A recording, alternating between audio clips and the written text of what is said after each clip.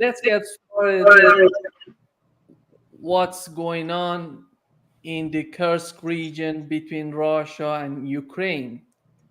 This is a huge change that is happening right now, a Ukrainian attack on Russian soil. Michael, I want to start with you. What's your take on what has happened? Well, it looks like Ukraine threw everything into a last-ditch effort to please the Americans.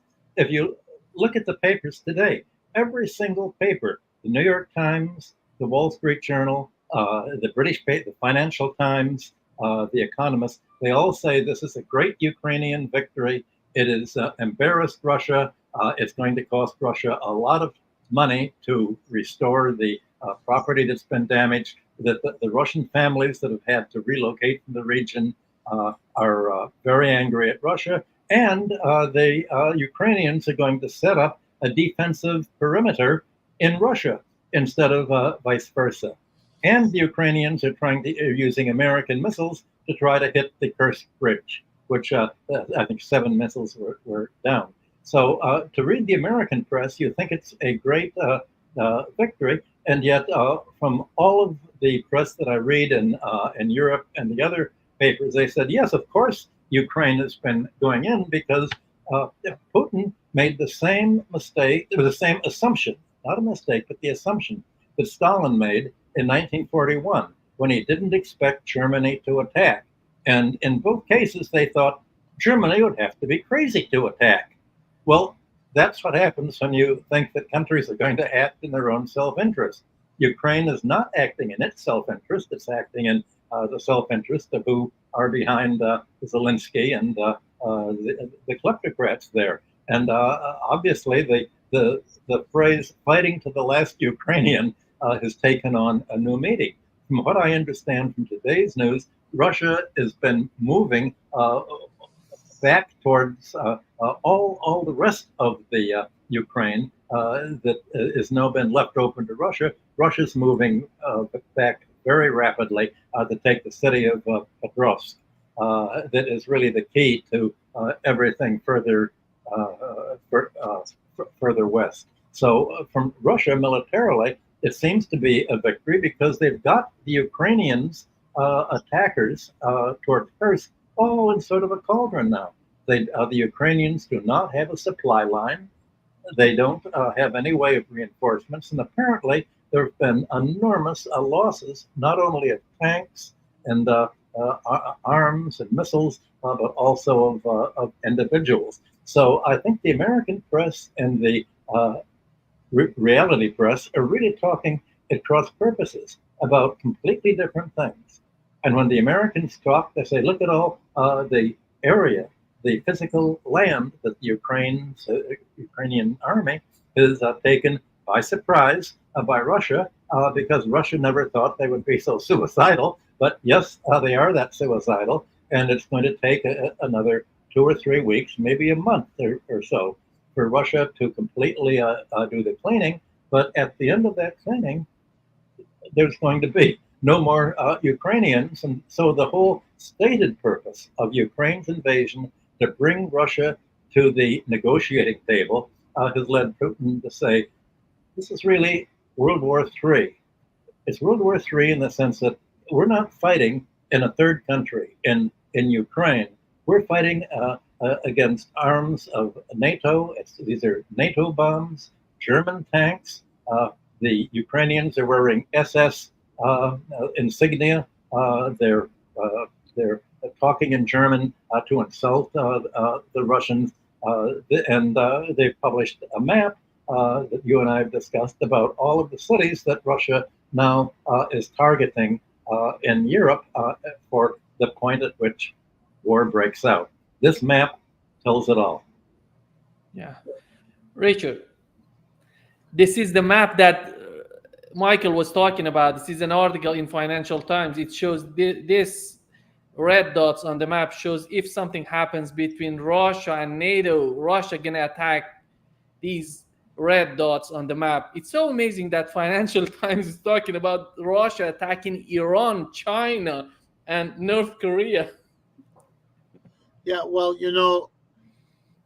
we've said it before, but it's worth saying again. The famous remark, I don't know who gets the credit, but the first casualty in every war is the truth. Uh, Now, there are degrees of this, and I think Michael is correct. We are now at the end of what I think is a losing war for the West. And so, whatever constraints on the degree of make believe that might have existed before, leftover notions of what is journalistically acceptable are out the window. And it is everybody make it up as you go along. I mean, I read in otherwise reasonable newspapers articles that claim to be telling me the state of mind of Mr. Putin. He is surprised. He is shocked. He is on his back feet. What? As if you know what Mr. Putin's meant. Why would you even write? Even if you knew what his mood were, let's suppose you knew, you would be aware that in the history of journalism, a reporter who writes what he cannot know is not anymore believed. These are people who are so surrounded by others living in their little fantasy world that they've lost the ability not only to make the correct judgment themselves, but to be reined in by their colleagues. It's extraordinary kind of make-believe. I don't want to repeat what Michael said, so let me take a slightly different tack. This war is a war between Russia and the Ukraine. I understand the West is funding the Ukraine, the West is arming the Ukraine, no question. But it's still in all a war between Russia and Ukraine, at least so far in terms of the bulk of the personnel. Right? That's not a war that the Ukraine can win. This is silly. Ukraine is a little country and not very well off to begin with. Russia isn't. Russia's history militarily should have been a warning sign to everybody. People who invade Russia don't do well. Napoleon didn't do well. Hitler didn't do well. And I could go on. They don't do well. And they were much bigger, much better organized, and much less corrupt than the Ukraine. Right? And the West, which doesn't want a nuclear war, because at least so far, they understand that this would be a strange logic over that miserable country, Ukraine, or for that matter, over the Gaza Strip. To have a nuclear war, you really have to be unable to calculate even minimally. So my guess is that that's mostly theater. And it seems to me the last 2 weeks around the Iran reprisal for the killing of Hania is more evidence that this is a poorly orchestrated theater piece. So it seems to me, whatever Zelensky does, isn't it not going to make a difference to this outcome? They've tried everything. For me, this is just another escalation. At one point, they weren't going to use Western tanks, then they did. At one point, they weren't going to have F-16s, now they do. At one point, they weren't going to let them shoot missiles into Russia, now they do. Did it change the basic war situation? No. The Russians continued. The Russians have made advances. Michael is exactly right. They are making advances now. One can keep track of the villages and towns step by step to the surprise of nobody. And what the Ukrainians, they need miracles. And, those are a nice story, but you don't get those. And so they've now done the best they could to create yet another notion. They had a great counteroffensive that turned into nothing. And they had various, this is another escalation. They found a weak point in the Russian defenses. Look, if I understand correctly, the line of combat is like 1,000 miles if you trace it all the way through. Okay, even with 300,000 or 400,000 troops, it's very hard to literally have somebody standing every 3 feet. So there are going to be areas that are stronger and weaker. And with American intelligence, they'll be able to tell them where there's a lot of them, where there's a little, and you can punch a hole in, and you can go in there, and you can do some damage for a while. And then, as Michael says, it'll peter out. What else can it do? What are they going to do? Take on the Russian army? It's silly. The thing is, it's this militarily, it's just silly. And when you add that it's going to kill a lot of people, and it is going to lead, the Russians are going to, retaliate. I don't know exactly how, but they will. And, I suspect Michael may be more right than he even thought. I think this is kind of a last hurrah. Well, Richard said that the first casualty of war is truth. So let me make a quip. The second casualty of war is lies. And that's what we're seeing right now, the second casualty. Richard also said, how can these Western presses imagine what Putin is thinking? I think I know what he's thinking because I read his speeches. Yeah. And his speeches go way back to the cause of all of this. The cause of this is that for the United States, World War II is still on. The moment that World War II ended, the United States, the CIA, the State Department, began recruiting Nazis. Some of the Nazis were brought to America and to Latin America to lead the anti-socialist league. But many of the Nazis were recruited, the Banderites were recruited in Ukraine to set up an anti-Soviet resistance. All of this was done in 1945, and that resistance has been nurtured for the last 75 years. And we've seen exactly what's happening. And when Mr. Putin discusses the origins of all of this, he's saying this is not simply a war that broke out in 2022. It didn't even break out with the Maidan massacre of 2015. It broke out right at the beginning of the Western support of the Banderites. And we have to look at it in its long perspective. And because of the characteristic of the Banderites centered in Lvov, the Galician population that always was, if not anti-Polish,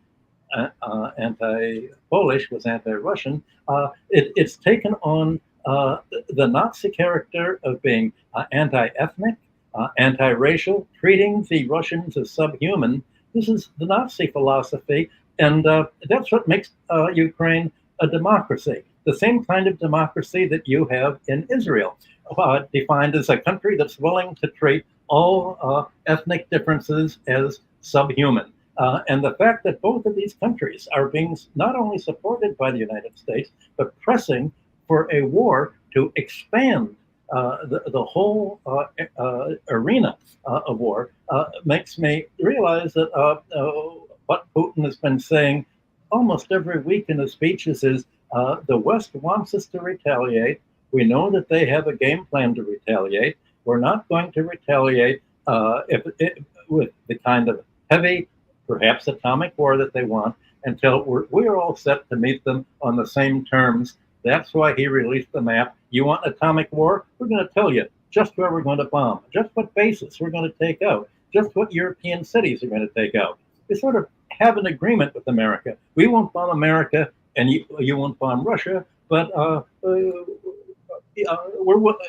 each of us willing to fight to the last European, certainly the last German in all of this, just as the Americans are trying to spur a region war in the Near East. It's all part of the same you could say the last hurrah for the Biden-Harris administration. Yeah, I would just add, I agree with all of that. I think that's part of the reality of what is going on. I do think that for both the Israelis, if we're mixing the two together, and Zelensky, they desperately need to bring the United States in. They are small countries. They're surrounded by people whom they have made even into more harsh enemies than they would have been before. I mean, can you imagine? I try to imagine Palestinians or other Arabs or broader Muslims watching this for 2 years and a half now, this unmitigated slaughter endorsed verbally but also materially by the West and by the United States. I mean, you're going to have a harder and a harder time. And what are you? You're a little country in both cases. You're a little country with limited resources, even if that includes an Israeli atomic bomb. You know, it is much more vulnerable than the damage it can do. And it therefore needs to bring the United States in. And my guess is the people in Washington, they know that. They may not deal with, but they know that this is the game, and they don't want to be brought in because they don't want to pay the price, especially not because these are not the major assets that for them that are all that important. They're symbolically important. They have to do something to avoid being associated with abandoning your ally. I understand that problem. On the other hand, how much are you willing to pay? And maybe one of the rationales to bring in a new governing team, whatever else went into those decisions, I don't personally believe it was the age and incapacity of Mr. Biden, since his age and incapacity have been there for quite some time now. I mean, we've been having a presidential race in which the real race is whose cognitive decline is the quicker between them. It's sort of silly kind of politics. But I think we now have a new face, not only to win the election, but to be able to begin to adjust the policy, because this is one immense failure. And that's why I said last hurrah. In this failed story, where they're going to have to be a ceasefire or two of them, and they're going to have to be negotiations, and they're not going to go very well. I mean, remember, every war the Israelis fought before was short. This one isn't short. And that's not because the Israelis didn't want it to be long, or short. It's just they can't. They are generating new recruits for Hamas much faster than they are getting rid of old ones. And, you know, this is a classic problem for people in their position, and they're not that stupid not to know all of this. So I think this incursion to Kursk is a necessary theatric. It's something to be positive about. It's something to have something. Otherwise, it's this endlessly dreary bullshit, which is in an article of, 15 column inches, and then the last inch tells you how much further west the Russians have gotten in the last 2 weeks. It's very similar week after week. What puzzles me is that the election isn't scheduled for tomorrow. Yeah. It's another few months. I don't think there is going to be a negotiated peace. Putin has said that the only solution to what's happening is going to be on the battlefield. He said we cannot negotiate with Ukraine because they don't have a leader. We can't negotiate with the United States because it's not agreement capable, and the United States doesn't keep its agreement. We can't even agree on an atomic disarmament, missile disarmament, because they cheat and they just withdraw from it whenever they want. So there's not going to be a negotiation. Putin has said we have absolute terms, and his former Prime Minister Medvedev has spelled them out in much more open details, good cop, bad cop, than he has. So we should remember that Putin is the good cop. Medvedev's the bad cop, but they're all in agreement that this will be settled on the battlefield. And President Putin has said one thing is there are not going to be any more Nazis in the Ukraine.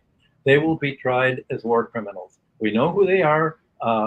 We are going to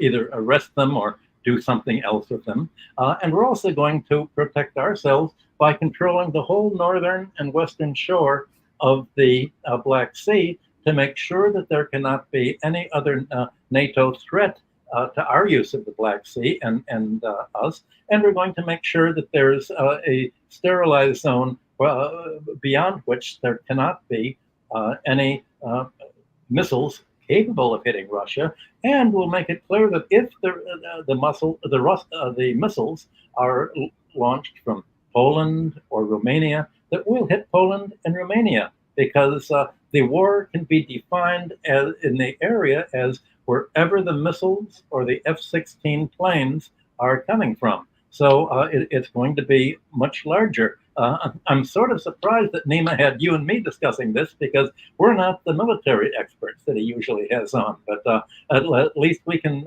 talk about the political setting for all of this and the political dynamics at play.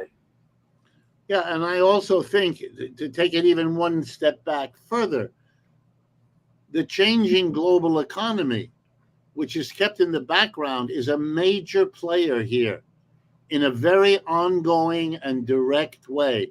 And what I mean, I won't bore you with the repeating because we've talked about it in earlier conversations, but the BRICS alliance is now a bigger, richer economic totality. If you add up the GDP, I understand it's a crude measure and all that, but if you add up the GDPs of the BRICS, it is now 4 or 5 percentage points greater as a share of total global GDP than that of the G7, the United States and its major allies. Okay, this is absolutely phenomenal.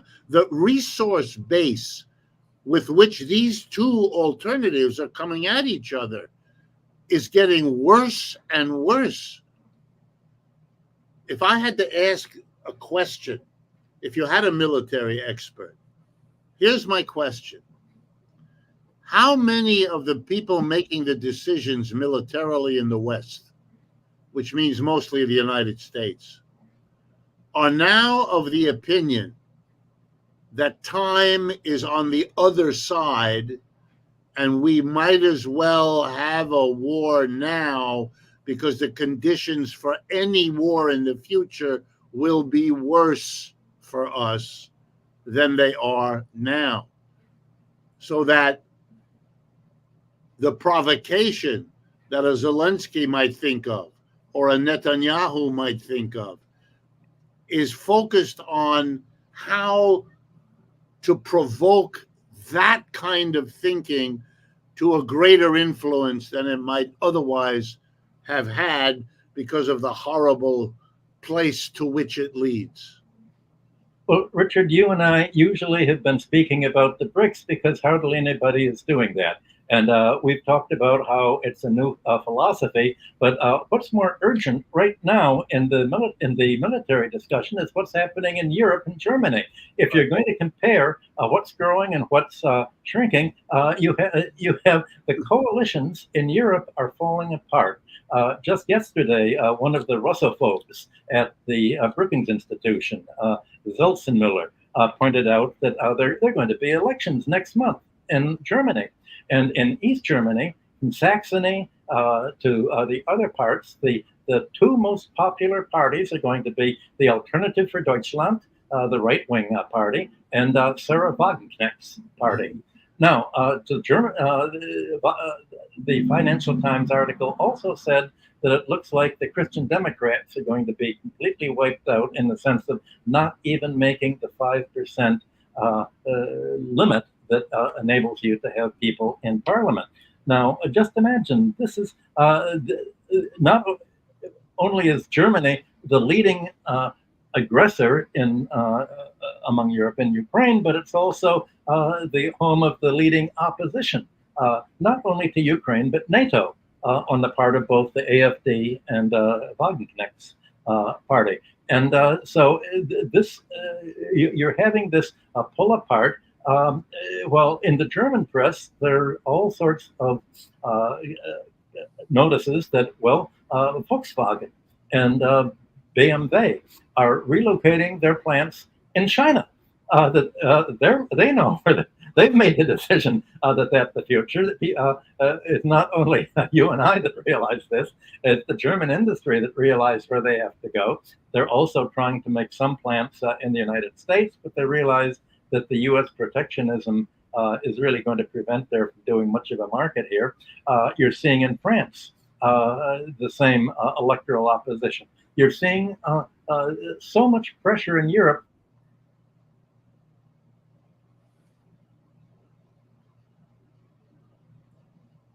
I think we've lost Michael. Richard, can you hear me? Yes, I can hear you. Should I pick up where Michael left off? Yeah. Go Okay. ahead, Richard. All right. And okay, go ahead. Well, I wanted to pick up by making a point about the French elections, because those are behind us, where we don't have to guess at what's going on. In France, we have a very powerful result, which has been virtually ignored in the press here in the United States. It's absolutely remarkable. They have a new coalition of the four left-wing parties, the major four left-wing parties. France Unbowed, the largest of them, led by the Jean-Luc Mélenchon, an anti-capitalist socialist all of his political life, together with the French Green Party, the French Socialist Party, and the French Communist Party. They're together, they're the largest bloc in the Parliament of France. That's the first time we've seen that in a generation. You have to go back to François Mitterrand many years ago to get anything like that. And they are full of people. It's not yet their formal position, but I know a lot of those people. They are very critical of the French support in Ukraine, and so are the mass of the French people. And they're critical of the support of Israel, and so are the mass of the French people. And they are not subject to the games that were played in England, getting rid of Jeremy Corbyn by a made-up anti-Semitism business. Wow, the change in France is momentous. The largest political party is composed of people who refer to themselves as either socialists or left-wing socialists, because they want to distinguish themselves from the other kind of socialists. They are not, Scandinavian type socialists. They are something else, more radical, more or less on that. And, and they have a strong right wing. Basically, Macron is finished. He's running third in all of this. He's trying to be the kingmaker, because he can't be the king anymore. That's over. It's pathetic. And these kinds of people, Michael is right, you're seeing trembling all over Europe because the center-right governments that literally only hit their real stride a year or two or three ago are wondering whether there's going to be the shortest summer they've ever seen, as a massive movement enraged by what has happened to the European inflation, what has happened to their energy prices, what has happened to their standard of living, what has happened to the global position of Europe. Look at it. It's grateful that it has more than zero rate of growth this year. China has 5%, the US is 2.5%, or roughly. Europe has nothing. Europe, and yes, they're going to China, but they're going everywhere, wherever they can go, where the energy is cheaper and the taxes are no better or no worse for them, et cetera, et cetera. Europe, in many ways, Europe is the flashpoint.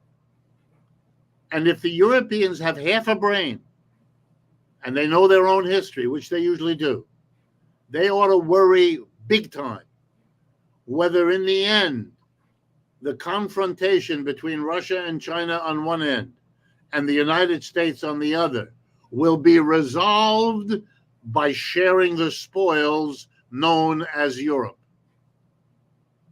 I think that's right. That's what this is turning out to be. The interesting thing is that while the voters are doing exactly what you've described, Richard, the European Union has just reappointed the right-wing pro-NATO leadership, von der Leyen, etc. And so the tension is between the voters of the European Union and the European Union leadership that are completely divorced from the electorate as a whole. So the question is whether not only Europe will be broken up, but either the European Union Constitution will be rewritten, or that you're going to have Hungary, Romania, Slovakia, and other countries simply withdrawing. We're seeing a whole breakup here. And the interesting thing is that, well, you and I have been talking for years about how we expect other China, Russia, Iran, and the global South,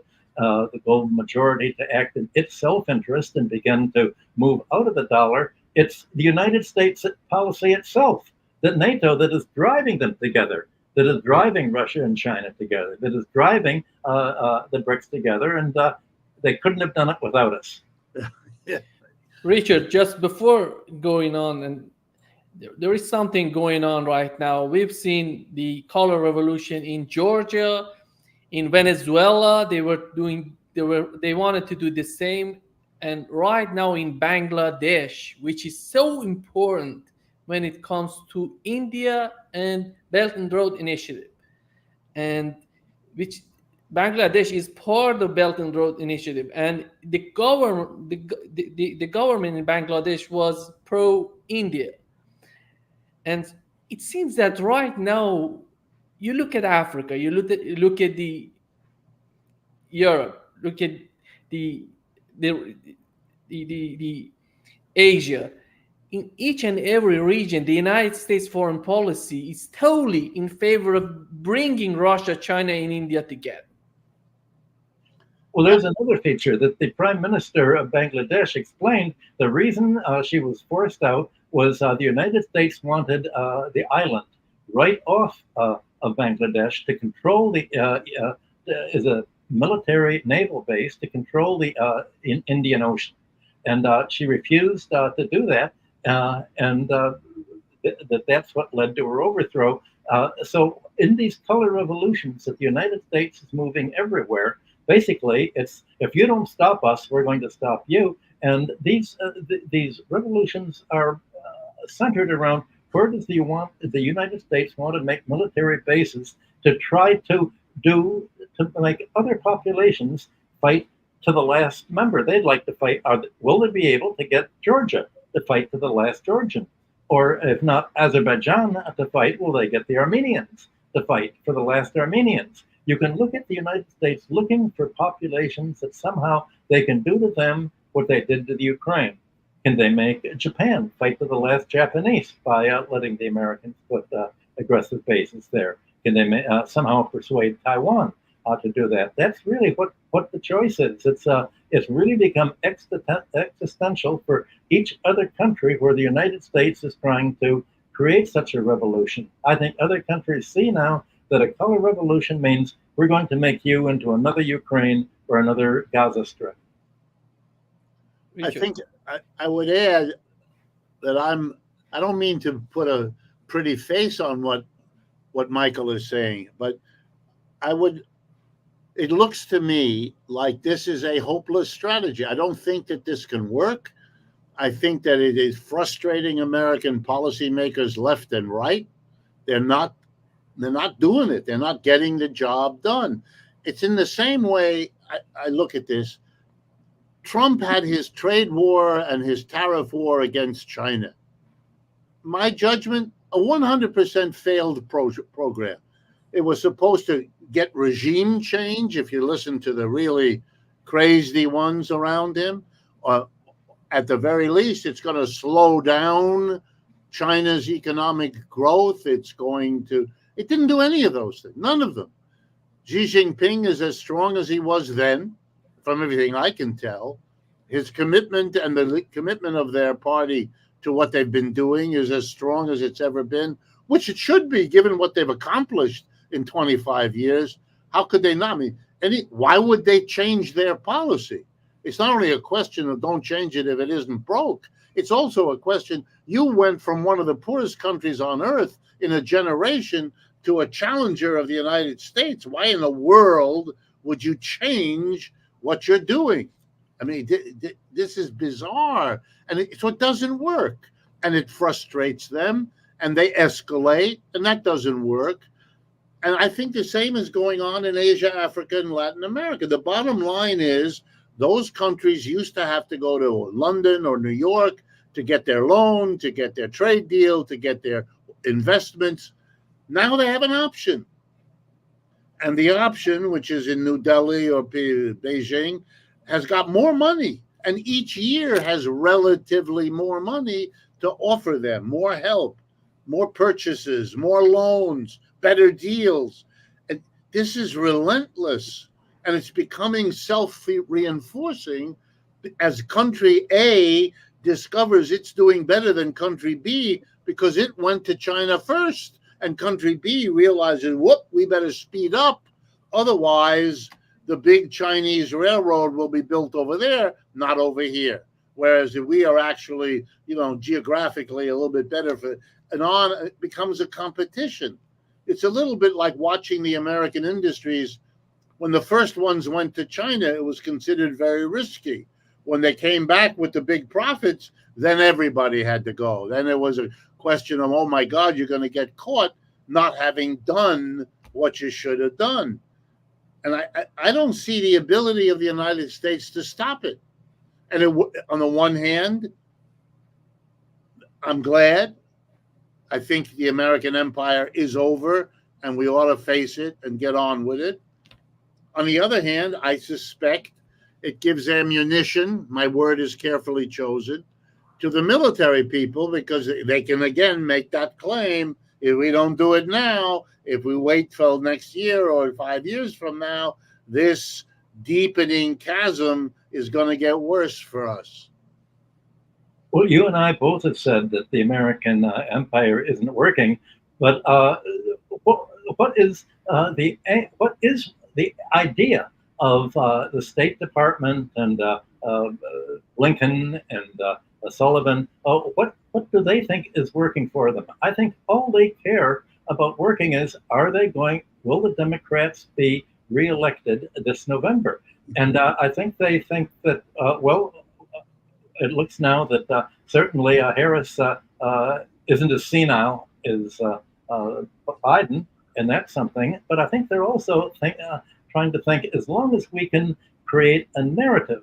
They keep talking about what is the narrative, and if we're willing to lose the empire, but we want to win the narrative, at least at home.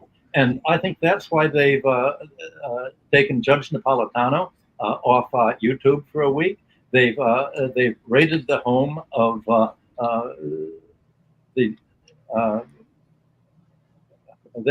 they've stopped Tulsi Gabbard from taking the airplanes, and they've raided the home. I'm blocking out the name.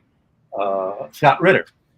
They're trying to stop everybody who's talking about the kind of thing that you and I are talking about, but who has much larger audiences than either of us have. And they think if they can control the narrative and be re-elected, that's really the only thing that they define as working. Maybe they don't care about the empire. Maybe they're really so short-term, so tunnel vision, that everything we're talking about, loss of the empire, the rise of the BRICS, all that is what they say. That's exogenous. That's another story. That's not what we're about. We're just politicians. Well, we live in the country that invented and perfected modern advertising. I think we are seeing that has a consequence. I've tried to explain in my classes over the years. Advertising is a very unique form of human communication, right? We tell our children and we tell students in school to weigh the different aspects of something, the good sides, the bad sides, to get a sense of the complexity that is life. Advertising does not do that. Advertising tells you the good things, real and imagined, and it hides the bad things, real and imagined. That's how it is systematically perverted communication. because it has an ulterior motive, not to assess the strengths and weaknesses of a situation or a person or an event or a conflict, but to get you to do something by twisting and giving you the pluses and hiding the minuses. Okay, we now know that's how we market our political candidates. That's how we set it all. And so, of course, that's what they're going to do with their foreign policy. Look, that takes us right back to the beginning. Having Zelensky able to talk and show pictures of Ukrainian soldiers inside Russia is a wonderful advertising moment. On the basis of that, you can talk about the mood of Mr. Putin. I mean, and you can make it plausible. He might be upset. He might have been surprised. Well, now you drop the might because you're an advertiser. It's not that something might make your indigestion go away. It will go away. Oh, all right. Magic. You know what's going to happen in the future.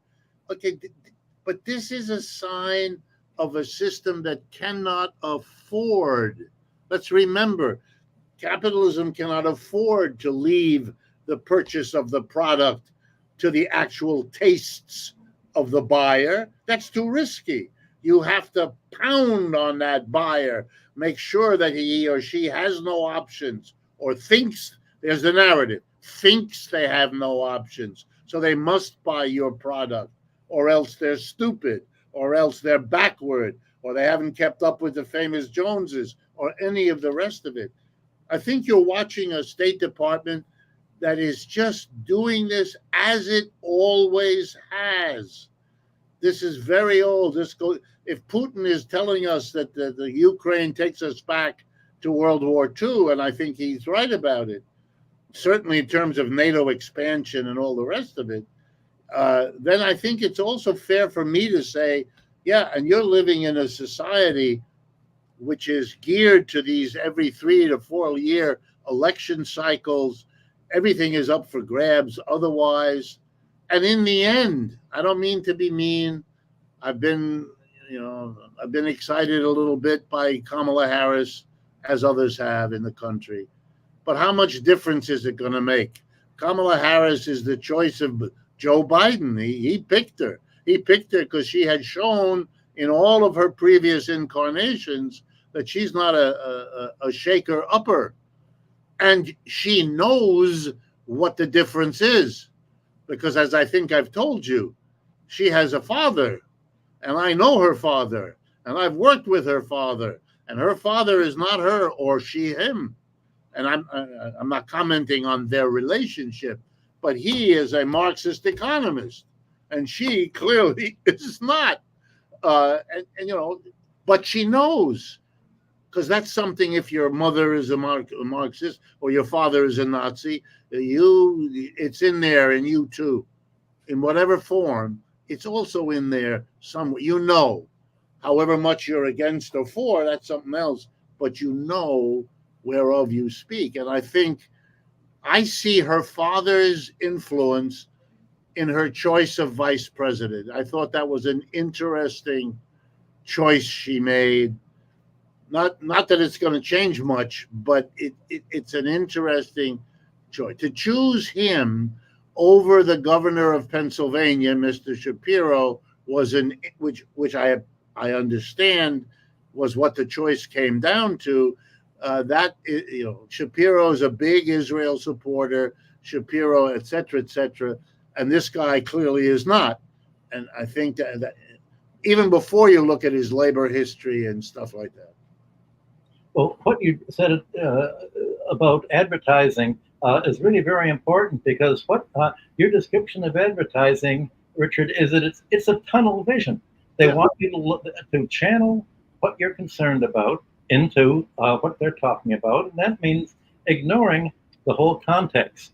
And the only political solution, certainly what you and I have been doing all of our life, is to provide the context. And the job of advertising is just to prevent it, to prevent other people. Well, I think that the BRICS countries and other countries outside of the U.S. and NATO have finally decided. All of a sudden, they're focusing on what is the context for all of this.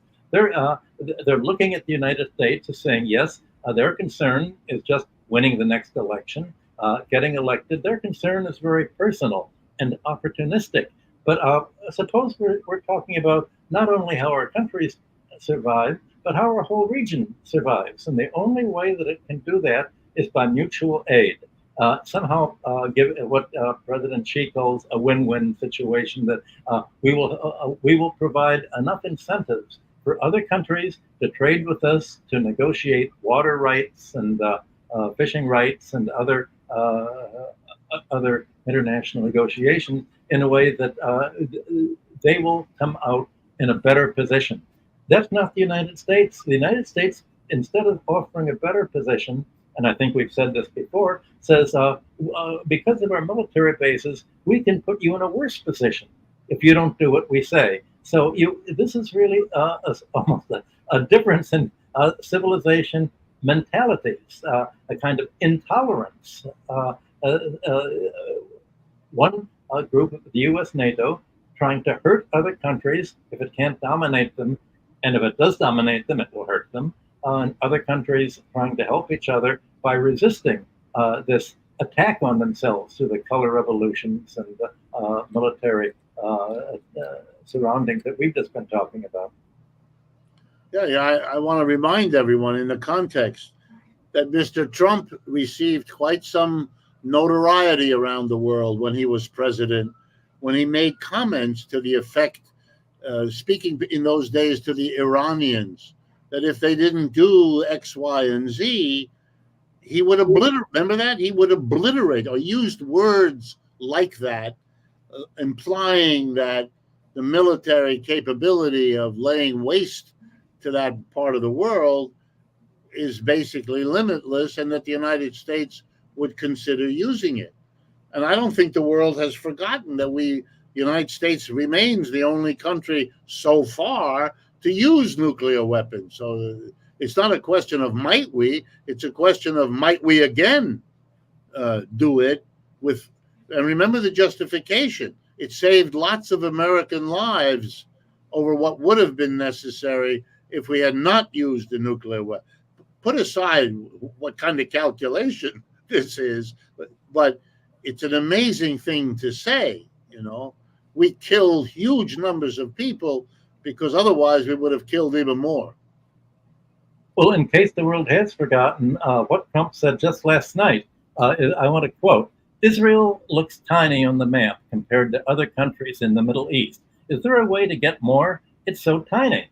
In other words, he's urging it to just take the rest of the Near East, makes it safe for the American control of oil. I mean, he's gone really on the offensive, and that may almost ensure that he loses the election by frightening people about that. He's thrown in down the gauntlet, and the question is whether Harris will have enough willingness to say what she probably does believe, that the war against Gaza is wrong, but will she, instead of saying, gee, won't you please have a ceasefire, saying, wait a minute, what is that fire? These are American bombs you're dropping and American weapons you're using.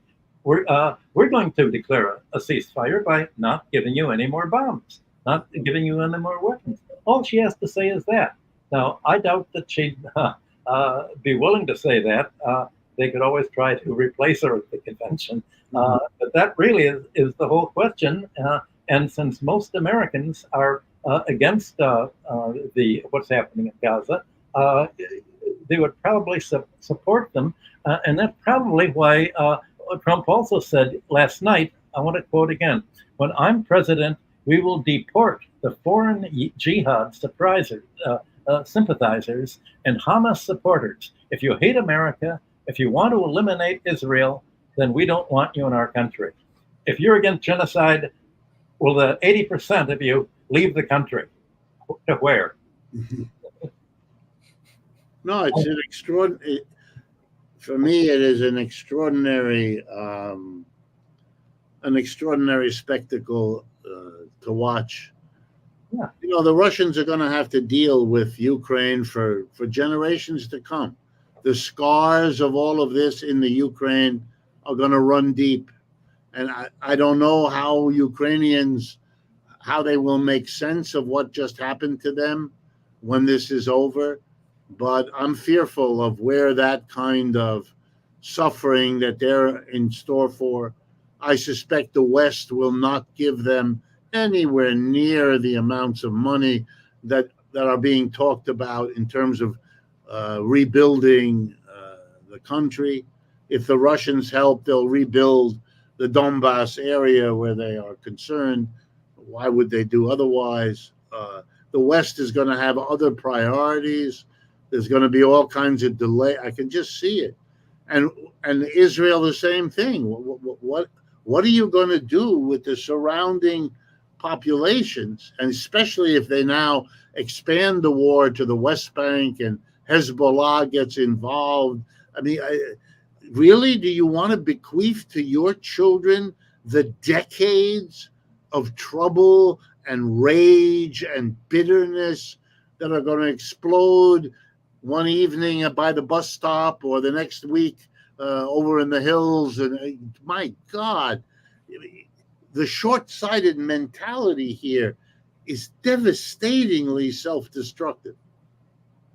Well, the only explanation, I think, is that the United States says, yes, it's self-destructive for the Ukrainians, but as you just said, Richard, it's going to take Russia a lot of resources to rebuild the civilian structure that the Ukrainians have attacked. Russia's avoided hitting the civilian structure in Ukraine, but the Ukrainians have not focused on the economic or commercial structure hitting. They focused on the civilian structure, and that's exactly what Russia is pledged to do, to rebuild not only the Donbass, but it'll be the whole northern and western circle down to Odessa in Russia. And to the U.S. thinking, well, we will, even if Ukraine loses the war, Russia takes over, we'll win because Russia will now have to rebuild Ukraine. And then in the American view, it will have fewer resources to support China in next year's war against China once China hits the BRICS. That's the only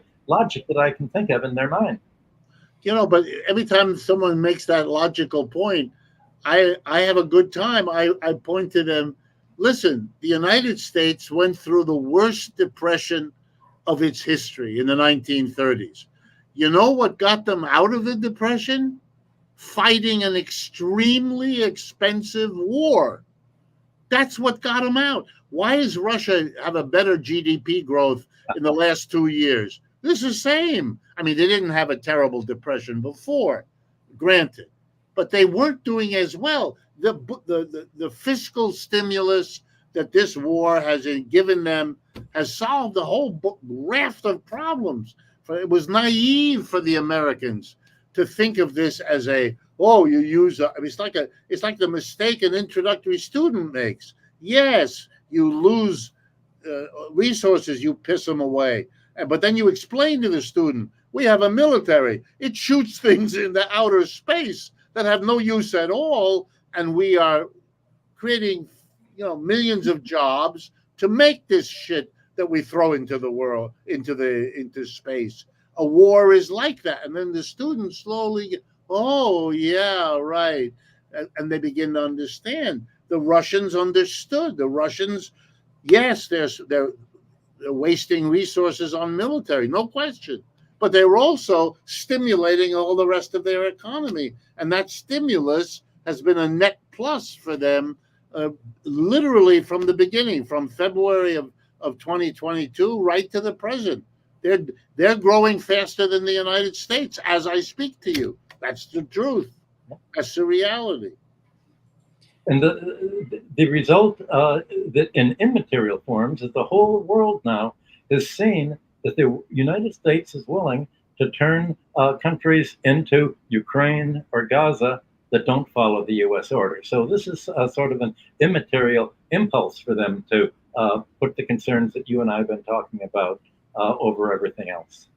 Yeah, I think, if we had more of our media attention, and maybe Nima, this is something you can deal with, but there are these so-called minor events, which, if you put them in the correct context, turn out not to be so minor.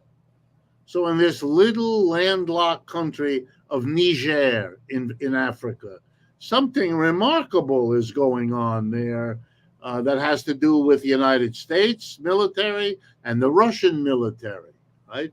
And what is that about? And the turmoil on the other side of Africa in Kenya. That's also, Kenya has been a place where East and West have connived and mingled in their politics way back. From the time of the Mau Mau in the 1950s on to the present.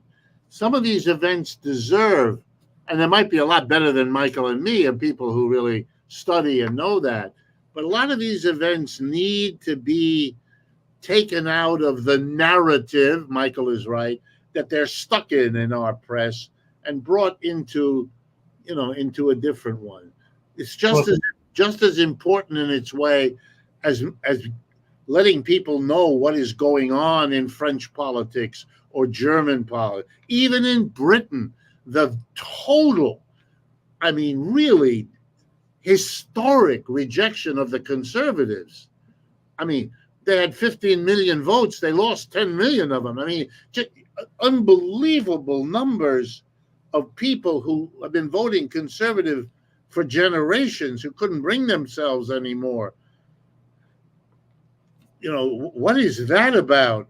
Beyond the immediacy of Sunak or Starmer or the others, there's something extraordinary. Jean-Luc Mélenchon in France has lots of detractors.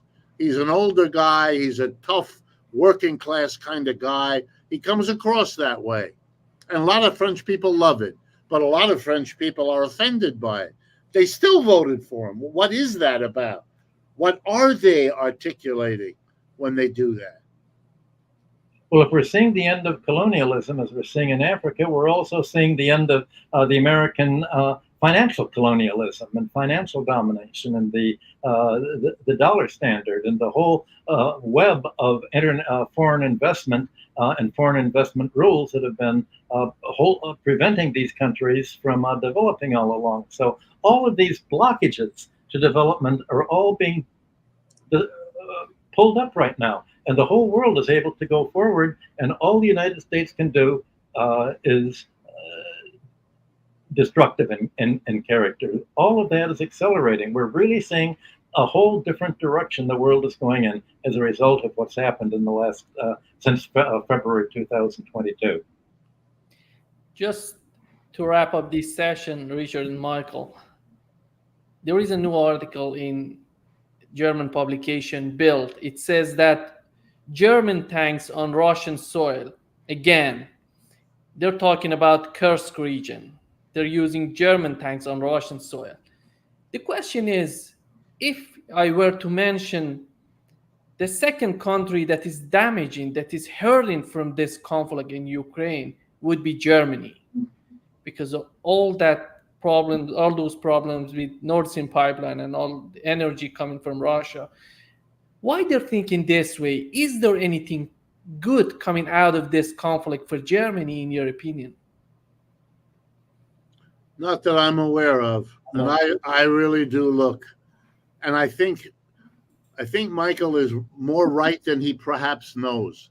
Right under the surface in German culture right now is an enormous hostility to what they feel has been a disastrous policy of their government. They don't care about the Ukraine, and they really don't care much about the Middle East either.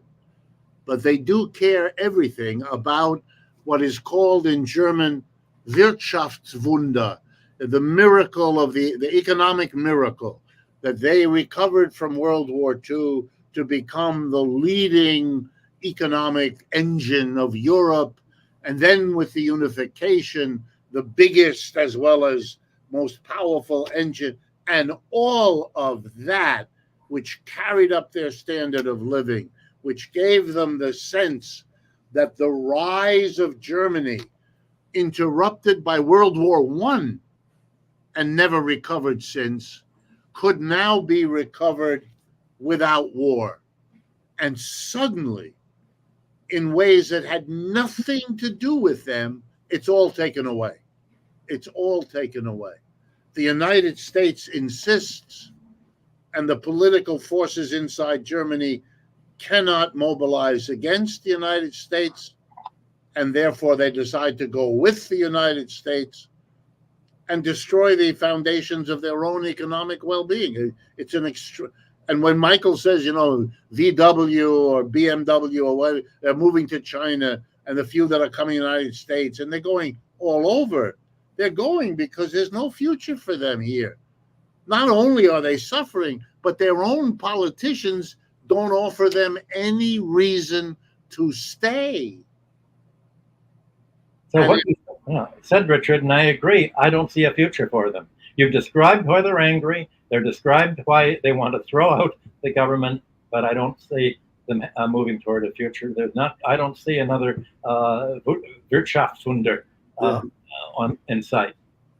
No, I don't either, and I don't even see a political leader anywhere in a position to be a focal point that might articulate at this point. I see lots of bitterness. I see the old guard trying to hold on. Von der Leyen and the Danish guy, Jens, whatever his name is, horrible. I mean, people with a politics that it just make you cringe because it's nothing.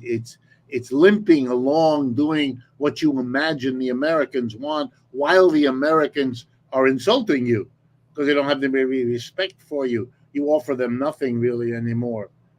So it is a kind of sad depiction. They know it, but they can't figure out how to deal with it.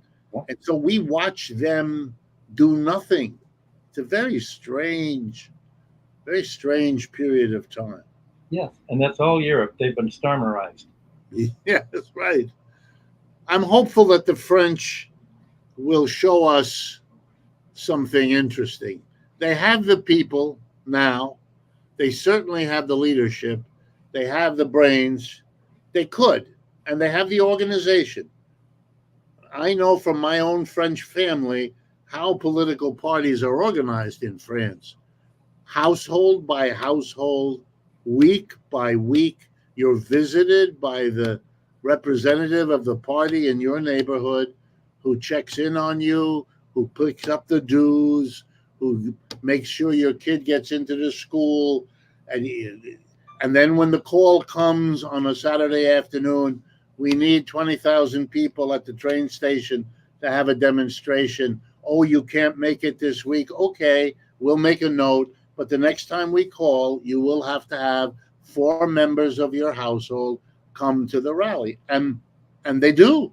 They go because they want that connection. They want the help. They want the backup. They want the this. They want that. And it works. It's been working for a long time. And you can shake it. You can even get people who are on one to vote another way. It's a secret ballot that can do it. But even those who will vote against you will come back and participate again in the same old party because that's their context. That's their link. That's their network. It's very, very, very different from the United States. Very different. So we ended up on a positive note. Yes. Thank you so much, Richard and Michael. Great pleasure as always. Same here. Good to talk to both of you. Did you press the record button? I didn't see a note for that. See you soon. We were live. We are live right now.